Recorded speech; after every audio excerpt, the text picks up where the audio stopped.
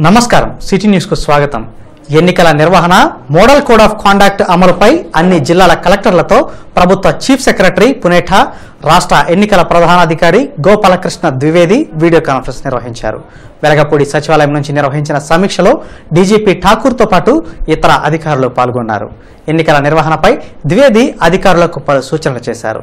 I just would like to read a few kinds of reports which we have to send in very strict timelines. For example, first report yesterday we sent within 24 hours of the announcement of the polls, and thereafter there are certain things which have to be done on hourly basis. We find that today also at some places these are visible, so I request collectors and SPs also to be very strict at public space. దేశంలో సార్వత్రిక ఎన్నికల సమరభేరీ మోగింది. ఈ మేరకు రాష్ట్రంలో April 11న assembly, parliament ఎన్నికల polling జరగనుంది.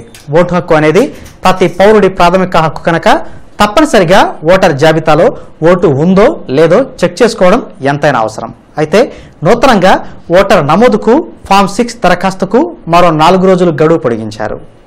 ప్రజాస్వామ్యంలో ఓటు హక్కును వినియోగించుకోవడం ప్రతి ఒక్కరి బాధ్యత. అయితే ఎన్నికల్లో ఓటు హక్కును వినియోగించుకోవాలంటే ఓటరు జాబితాలో మీ ఓటు ఉందో లేదో పరిశీలన చేసుకోవడం ఎంతైనా అవసరం. దేశవ్యాప్తంగా 2019 సార్వత్రిక ఎన్నికలకు నగారా మోగింది. ఇందులో భాగంగా ఏప్రిల్ 11వ తేదీన ఏపీలో అసెంబ్లీ, పార్లమెంట్ నియోజకవర్గాలకు ఎన్నికల పోలింగ్ జరగనుంది. ఈ మేరకు 2019 ఎన్నికలను అన్ని రాజకీయ పార్టీలు చాలా ప్రతిష్టాత్మకంగా తీసుకున్నాయి. ఇందుకోసం తప్పనిసరిగా ఓటు హక్కు ఉన్న అందరితో తప్పనిసరిగా ఓటు వేయించేందుకు కృషి చేస్తున్నాయి. అయితే ఇటీవల కాలంలో ఓట్ల తొలగింపుపై రాష్ట్ర వ్యాప్తంగా తీవ్ర గందరగోళం నెలకొంది. ఎక్కడ చూసినా మా ఓటు పోయాయని, తొలగించారంటూ రాజకీయ పార్టీలు, జనం తీవ్ర ఆందోళన వ్యక్తం చేస్తున్నారు. ఈ నేపథ్యంలో ఓటరు జాబితాలో మీ ఓటు ఉందో లేదో తప్పనిసరిగా పరిశీలన చేసుకోవాలని అధికారులు సూచిస్తున్నారు.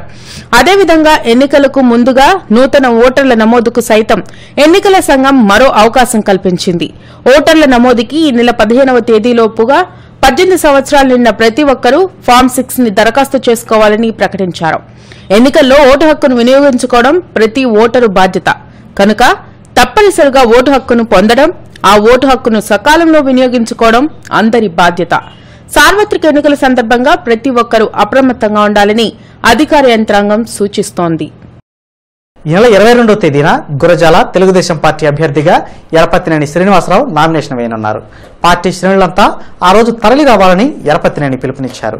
గురజాల నియోజకవర్గంలో ఇన్నిసార్లు అవకాశం రావడానికి ఇక్కడి ప్రజలే కారణమన్నారు. 22వ తారీఖు ఉదయం 12:06 నేను నామినేషన్ వేయబోతూ ఉన్నాను. గురజాలలో అందరూ కూడా ఇదే ఆహ్వానంగా భావించి గురజాల నియోజకవర్గ ప్రజలందరూ నేను కూడా వ్యక్తిగతంగా కూడా కలిసి చాలా వరకు చెప్తాను. ఇదే ఆహ్వానంగా భావించి నామినేషన్కి పెద్ద ఎత్తున మెజారిటీ చేనేత వర్గీయులు ఉన్న చీరాల, మంగళగిరి స్థానాలకు అన్ని పార్టీలు ఆ వర్గాలకే సీట్లు కేటాయించాలని బీసీ సంక్షేమ సంఘం జిల్లా అధ్యక్షులు కన్నా మాస్టర్ డిమాండ్ చేశారు. మంగళవారం గుజ్జనగూడలోని వీవర్స్ వెల్ఫేర్ అసోసియేషన్ కార్యాలయంలో అసోసియేషన్ నేతలతో కలిసి కన్నా మాస్టర్ మాట్లాడారు. గత ఎన్నికల్లో రాష్ట్రంలో చేనేత వర్గీయులకు అసెంబ్లీలో ఒక్క స్థానం లేకుండా చేసి అన్యాయం చేశారని ఆగ్రహం వ్యక్తం చేశారు. ప్రస్తుత ఎన్నికల్లో చీరాల, మంగళగిరితో పాటు వెంకటగిరి, పెడన, జమ్మలమడుగు, తణుకు, తాడేపల్లిగూడెం, భీమిలి తదితర నియోజకవర్గాలకు చేనేత వర్గాల అభ్యర్థులను నిలబెట్టాలని అన్ని పార్టీలను కోరారు. ఉపేక్షిస్తే ఆయా నియోజకవర్గాల్లో ఇండిపెండెంట్ గా చేనేత వర్గాలు అభ్యర్థులు నిలబడి సత్తా చాటుతారని కన్నా మాస్టర్ హెచ్చరించారు.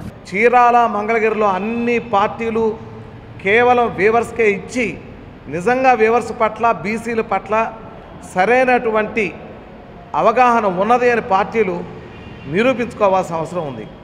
అక్కడ 2 ప్రదేశాల్లో ఇవ్వకపోతే ఖచ్చితంగా మేము చేనేతల తరపున ఇండిపెండెంట్గా అయినా సరే వేసి మా క్యాండిడేట్ని గెలిపించుకుంటాం.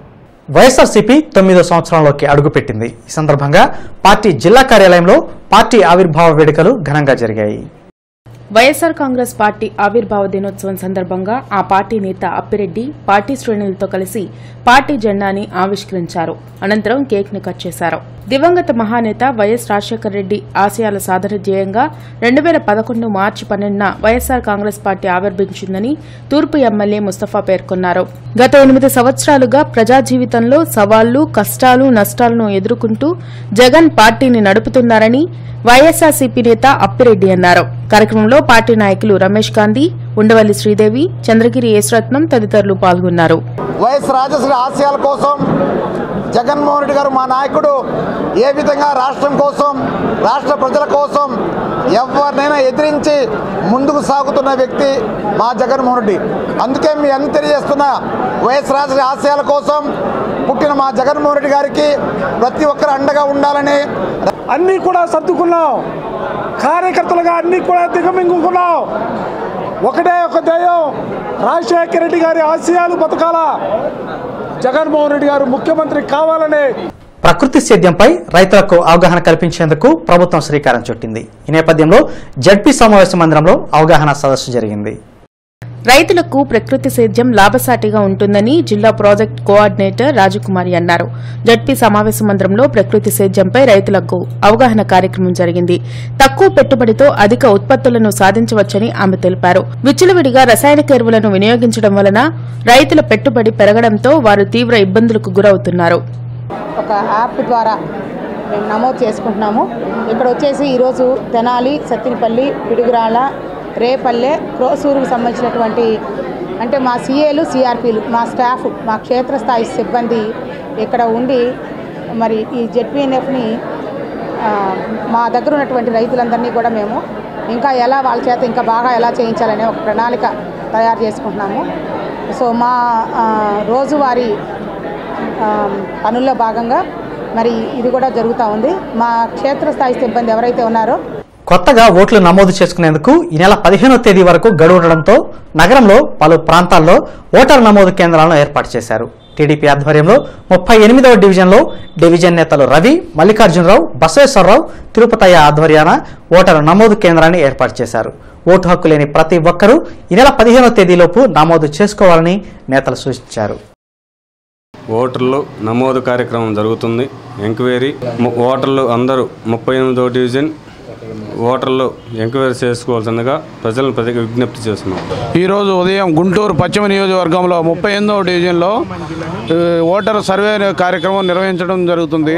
ఇక్కడ చుట్టుపక్కల దగ్గరలో ఉన్న ఓటర్లు ఎవరైతే ఉన్నారో వాళ్ళు వచ్చి వాళ్ళ ఓటు ఉందో లేదో అనేది చెక్ చేసుకోవాల్సిందిగా కోరుతూ మారుతినగర్ మారుతి దేవస్థానంలో శ్రీ గంగా గౌరీ సమేత ఆదిశంకర స్వామి రజతోత్సవాలు వైభవంగా సాగుతున్నాయి.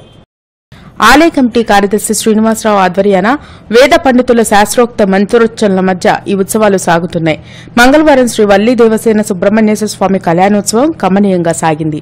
అలాగే హోమ జప పూజలు, సామూహిక కుంకుమార్చన పూజలు భక్తి శ్రద్దలతో జరిగాయి. 6వ రోజు ఉత్సవాలను శ్రీనివాసరావు వివరించారు.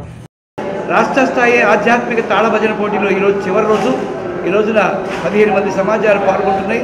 వారి కార్యక్రమం ఒక వేదిక మీద అట్లాగే సీతారామ కళ్యాణ మండప ప్రాంగణంలో సామూహిక కుంకుమ అర్చనలు, లలితా సహస్రనామ సహిత కుంకుమార్చనలు, అట్లాగే శ్రీ వల్లి దేవసేన సమేత సుబ్రహ్మణ్యేశ్వర స్వామి వారి కళ్యాణ మహోత్సవాలు విశేషంగా ఉదయం నుంచి కూడా రంగరంగ వైభవంగా నిర్వహిస్తున్నారు. ఇవి ఇప్పటివరకు అప్డేట్స్. మరిన్ని అప్డేట్స్తో మళ్ళీ కలుద్దాం. నమస్కారం.